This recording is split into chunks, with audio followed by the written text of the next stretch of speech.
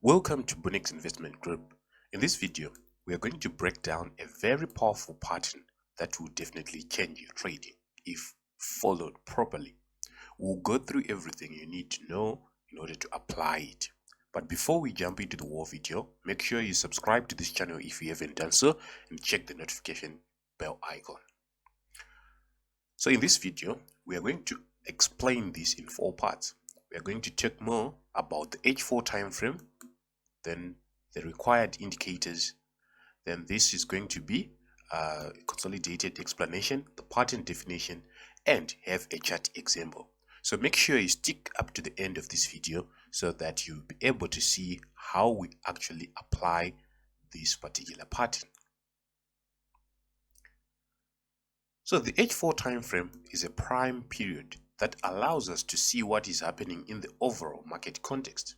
Checking this time frame cuts down the time of analysis by 50%. Why? It is because this time frame allows us to see the high of the previous week and probably of 2 weeks earlier. So for the pattern in subject of this video, we'll be starting on the H4 time frame and then go to the H1 time frame. So basically the H1 time frame will be only there to give us a candlestick reversal pattern. I'm sure you are aware of several candlestick reversal patterns that are available in this industry. They are bearish engulfing, bullish engulfing, dojis, and so forth. So that can only be seen on the H1 time frame as a way of confirming our entry. So the fundamental starting point is putting your chart to the H4 time frame. It doesn't matter which instrument you are looking at. It might be gold, it might be oil, it might be an index, but what you should always be in mind that is that it's not always the case that you are going to win. So here are the required indicators.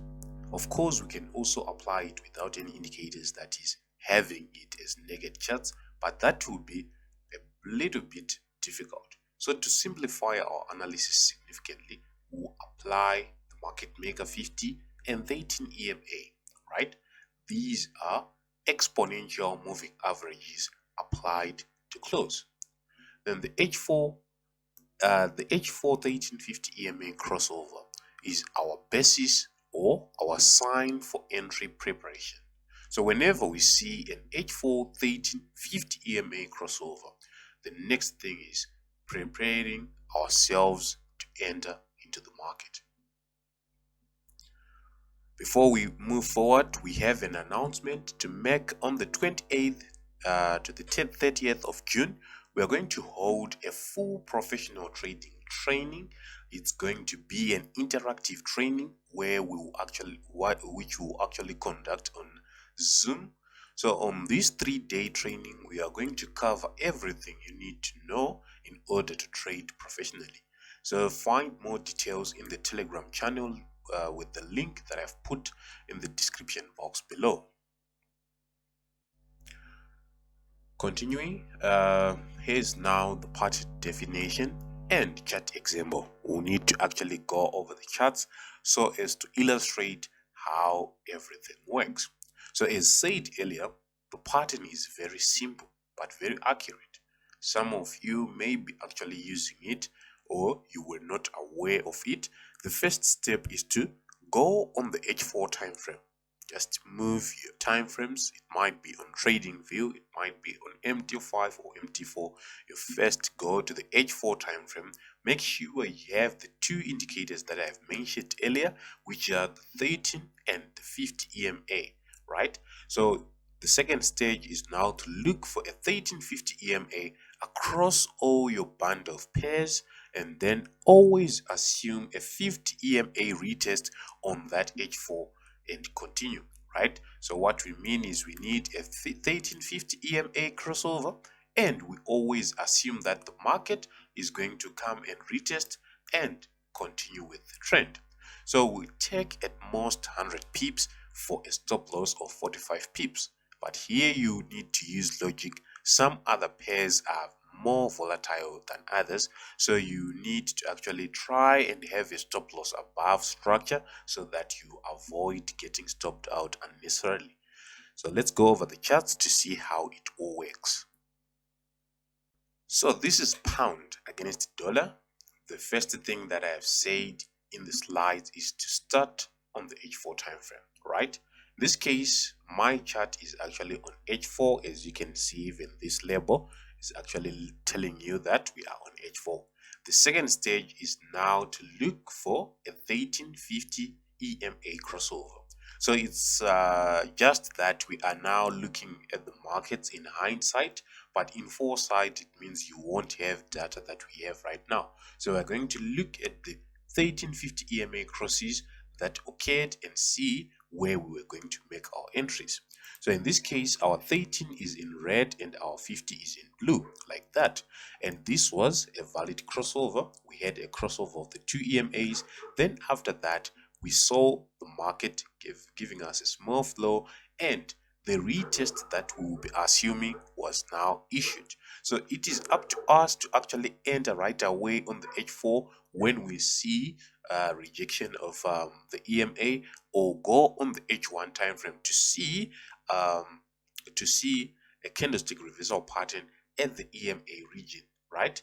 So our entry will be on the EMA like this, right? And our take profit should be 40 pips or just above the structure, and have our take profit at 2:1 reward to risk ratio. So our 100 pips was going to be quoted around this point. This is where we were going to have our 100 pips. So our first trade was going to be in this particular period, it was going to be a win. Then our next 1350 EMA crossover occurred at this point. Then the market went and a retest was issued. At the retest, that is where we look to get our entry. And if we check, we can see that our 100 pips was at this point, right? Then someone may say, what or how do we treat a case like this whereby we have a crossover and a crossover? Double crossover in 1 week usually is a sign of consolidation, right? This was a sign of consolidation. We have to skip that in all criteria we see it happening. Then our next point was this one, where we had a 1350 crossing, then our flow and our retest of the 50 EMA, and it actually gave us a beautiful point of entry where we're going to get our 100 pips nicely, right? Then we had this point where we also had a double crossover in the same week, which is a sign of consolidation. Of course, in this case it worked, but as always, we try to follow the rules whenever we are trading so that we won't get hurt if it continues in that state of consolidation. Then we had another crossover here, a retest of the 50 EMA, our 100 pips was going to be issued. So we should only focus to get one retest per one crossover. Of course, in some cases we may have 1 and 2 crossovers in the same line, but we should try to just take one retest for one crossover, right? A double crossover, our rules doesn't allow us to trade in that case, right? In this case, we can say this was a crossover to anyone who could actually see it, right? But it could also it was also going to be a skip if you were not so sure. We had another crossover. So an H4 time frame is a very high time frame, which may take long for it to play out to give you these kind of entries. So you need to have a bag of or a big portfolio which can give you a variety of trades or patterns or pairs that will play out as you wait for others. So in this case, we had a crossover, a retest, right? Let's see if you're going to get the 100 pips, right? Yes, the 100 pips was going to be obtained at this move, right? And here we could say it was a pounce on the rejection of the EMA, or we may say it was a skip. It all depends on how you could see this, but in my case, I was going to take it, and 100 pips was going to be. If you check all the trades that we have taken, you'd see that we have a higher degree of accuracy, but we need more of patience to wait as these unfolds, right? So trading doesn't require us to be winners always, but it requires us to to